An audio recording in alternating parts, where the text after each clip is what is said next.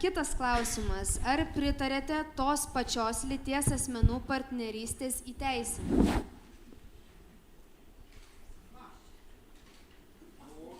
Aš labai džiaugiuosi, kad pagaliau rinkėjai ir žmonės, visuomenė turi galimybę labai aiškiai pamatyti kandidatų pozicijas. Ir šiuo atveju Tomo Tomilino poziciją. Nes 20 metais, jam atstovaujant valstiečius ir žaliuosius, visiems atrodė, kad jis pakelt turėtų lentelę ne. Bet jisai Seime pradėjo kelti lentelę taip ir natūralu Karbauskis paprašė jo palikti partiją ir frakciją.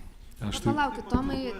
Privalome užtikrinti vienodą teisinį reguliavimą visoms šeimoms, visoms partnerystėms. Taip, valstybė neturi kištis į asmeninį žmogaus gyvenimą, bet pagalvokim vieną dalyką. Labai pirmiausia, civilinės partnerystės įstatymas reguliuotų heteroseksualių žmonių santykius, kurie nėra įteisinti teisiškai, lygiai taip pat reguliuotų ir homoseksualių, ar ne, tos pačios lyties santykius, kurie dabar yra absoliučiai nereglamentuoti teisiškai. Jie nėra apsaugoti, jų turtas nėra apsaugotas. Ligos atveju, jeigu kažkas nutinka, jų partneris netenka teisės absoliučiai jokios į tą žmogų, su kuriuo galbūt nugyveno visą gyvenimą.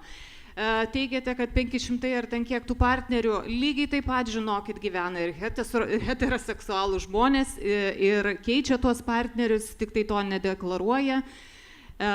Ir tiesiog mes privalom žmogiškai žiūrėti į šiuos dalykus ir nebijoti. Linai Pravilionė, jūsų žodis ir tada... Aš pritarsiu Tomui Baranauskui, tai mes valstiečiai žalieji tik tai už tradicinę šeimą. Šeimą sudaro tai vyras ir moteris. Sąjunga. Ačiū labai. Irma, greita replika. Labai trumpa. Šeima nėra tik tai vyras ir moteris. Šeima gali būti ir moteris su vaiku, šeima gali būti ir vienas vaikas. Iš tikrųjų, tiesiog tai yra toksai teisinis reguliavimas. Kalbam apie tai, kad šeima kyla iš vyro ir moters santykio. Tada atsiranda vyras su galbūt savo auginamu sūnumi, močiutė, kuri augina anūkę.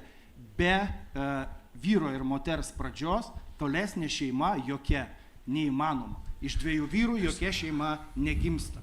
Viskas, Tomai ir Linai, jūsų replikos.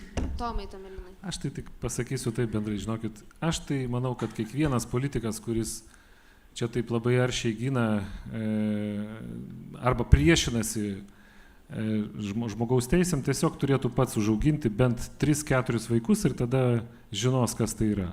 O tie, kurie nesuskaičiuoja savo žmonų užsieniuose, nesuskaičiuoja savo vaikų, Briuselį gyvena dabar, tai žinot, jie moka rėkti, bet realiais darbais niekaip neprisideda prie realios šeimos politikos, kada reikia pinigus mokėti vaikam, kada reikia darželiais rūpintis ne nuo 3, o nuo 2 metų. Va čia yra realios problemos, o mes čia gaištam laiką. Ne žodžiais, o darbais. Esu 5 vaikų tėvas, su ta pačia žmona. Kristupai, atsiprašau, dabar Linai. Tikriausiai ne apie mane buvo.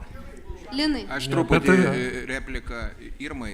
Taip, Irma, jūs teisi, bet yra 2 variantai. Arba vyras su moterim sukuria šeimą, arba kraujo ryšiu paremta giminystė yra. Taip pat šeima. Daugiau variantų nėra. Visa kita yra fantazijos.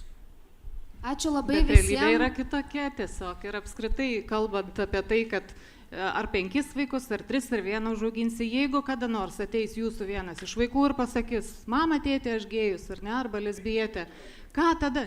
Galiu pasakyti. Apkabinsiu ir pasakysiu, vaikeli, šeima ne tau. Ačiū labai visiems kandidatams. Aš pažiūrėsiu jūs, kai jūs tai padarysit realiai. Pažiūrėsiu. Ačiū labai.